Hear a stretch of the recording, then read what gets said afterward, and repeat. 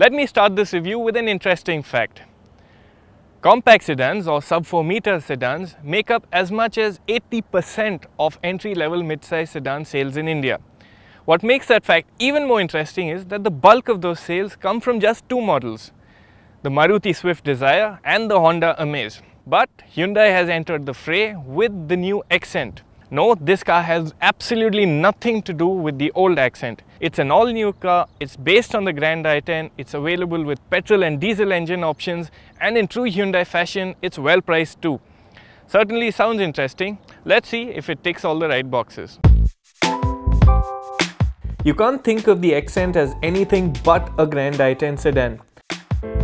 That's because the two cars are identical till the rear doors. That also means styling is a neat and restrained iteration of Hyundai's fluidic sculpture design language. What's particularly nice is that the tail section on the Xcent is very well integrated with the rest of the body, unlike say something like the Swift Dzire. The shoulder line flows smoothly into the large tail lights and the rear section gets some smart details too. Especially that sculpted bumper and a nice lip at the top of the tailgate. Speaking of which, the tailgate lifts to reveal a sizable 407-litre boot. It's slightly larger than the Amaze's boot, but it's well shaped and can accommodate large suitcases with great ease. But that's just one side of its practicality. What will probably be of more interest on a day-to-day basis would be the Xcent's spacious cabin. Let me break tradition and talk about the experience from the back seat first. Like the Grand i10, the Xcent scores quite well on this front. As you can tell, there's a lot of legroom and the large windows also, help the feeling of space inside. Headroom could be a problem for those taller than 6 feet, but for the average person, it's quite good. You also get pampered by way of features. For instance, you get these adjustable headrests, there's this first-in-class rear AC vent, there's nice, well-positioned armrest with 2 cup holders.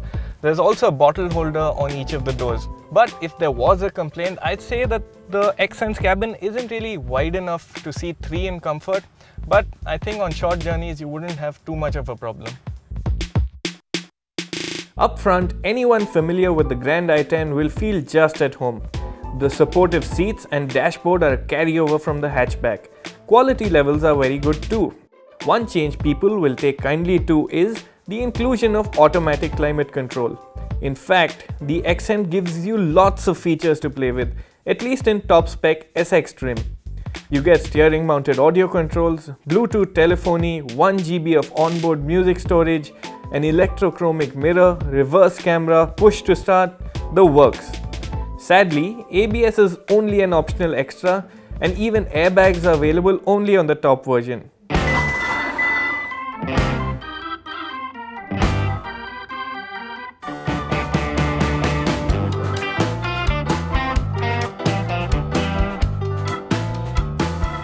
What you do get though is the option of a petrol and diesel engine, with the petrol car additionally sold with an automatic transmission.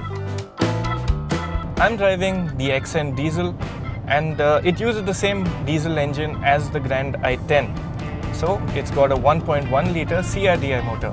But if you look at the specs, you'll notice that it makes slightly more power, 1 bhp more to be precise, with 71 bhp on offer and 2 kgm more of torque.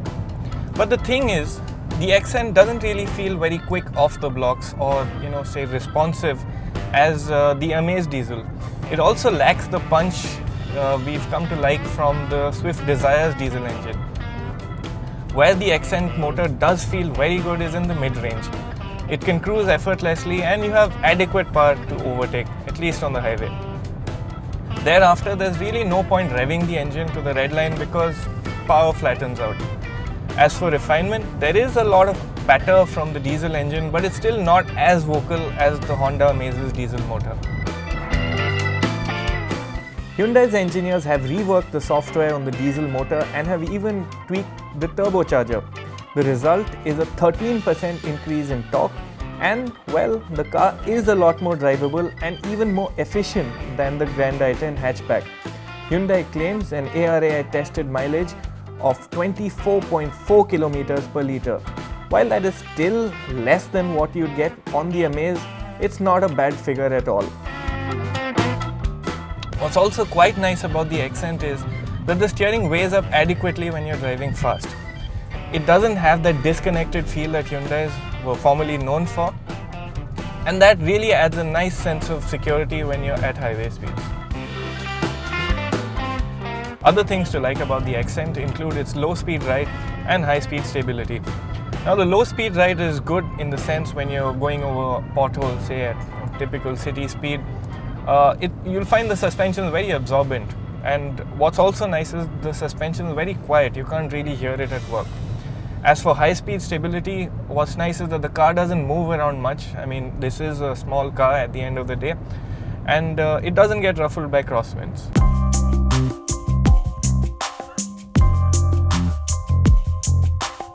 I also got a chance to sample the petrol version of the Xcent.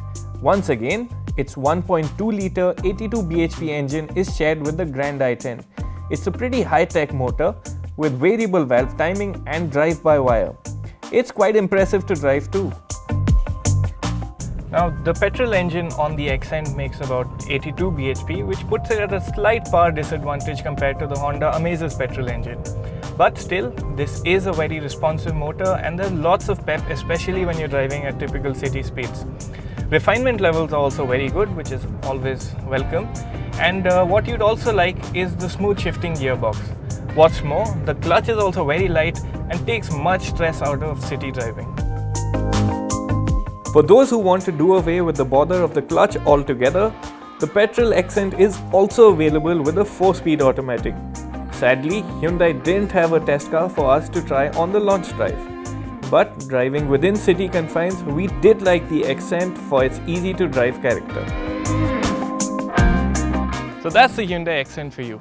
It's a spacious and comfortable compact sedan, and it looks smart enough to warrant a second look.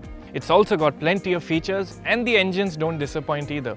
Hyundai does lose some brownie points for being stingy with safety equipment. But what I can't wait to find out is how the Xcent holds its own against its competitors in the Honda Amaze and the Maruti Swift Dzire. Now that should be an interesting competition.